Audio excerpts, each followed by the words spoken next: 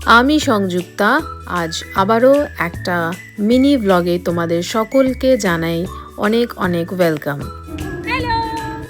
হঠাৎ করেই মনে হলো চা খেতে কোলাঘাট গেলে বেশ ভালোই হয়। আজকে আমরা কোথায় এসেছি? আজকে আমরা এসেছি পাঞ্জাব কোলাঘাটে। এসেছিলাম স্ন্যাক্স চা খেতে, তার সাথে সাথে এখানে হট টেবিল আছে একটা, আর ওখানে একটা পাখিদের কিছু একটা আছে, বার্ড নেস্ট বলে লেখা আছে। ওখানে যাচ্ছি আর দেখি ওখানে কি কি আছে। তাছাড়াও দুটো এখানে ভিনটেজ কার আমি দেখেছি, আমার খুব ভালো লেগেছে, সো সেগুলোও দেখাবো। একটু ওয়েট করো, ততক্ষণ আমরা ওই দিকটা ঘুরে আসি। এই হর্স টেবিলে বেশ অনেক কটা হর্সকেই কিন্তু চোখে দেখতে পাওয়া গেল। আর এই হলো সেই বার্ডস নেস্ট, যেখানে বেশ নানা রকমের বিদেশি পাখি দেখতে পাওয়া গেল।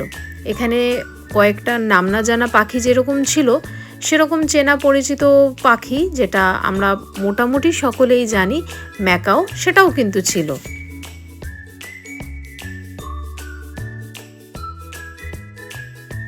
এই জায়গাটা আমার ভীষণ ভালো লেগেছিল, যেহেতু রং বেরঙের পাখি ছিল, কালারফুল জিনিস আমার ভীষণই ভালো লাগে।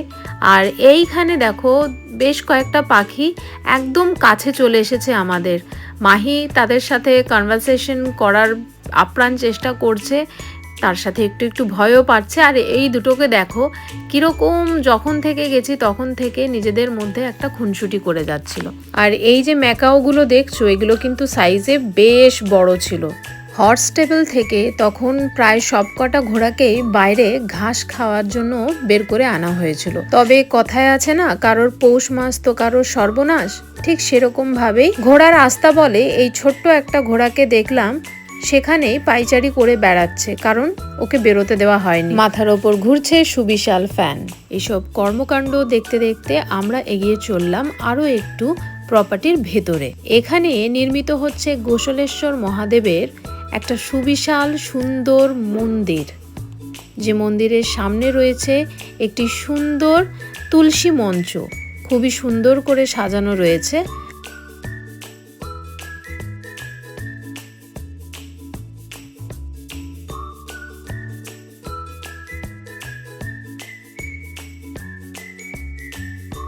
এই মহাদেব মন্দিরের বেশ কিছু ইনফরমেশন আপনাদের সাথে শেয়ার করে নিলাম। আপনারা দরকার হলে ভিডিওটি পজ করে এখান থেকে সব রকম ইনফরমেশন পেয়ে যাবেন। জুতো এখানেই রেখে প্রবেশ করতে হবে মন্দিরে। তাছাড়া এখানে রয়েছে ড্রিঙ্কিং ওয়াটারের সুব্যবস্থা। যারা বাচ্চা কাচ্চা নিয়ে আসছেন বা নিজেদের জন্যও জলের প্রয়োজন আমাদের সবসময়ই হয়, সেক্ষেত্রে কোনো অসুবিধাই এখানে হবে না।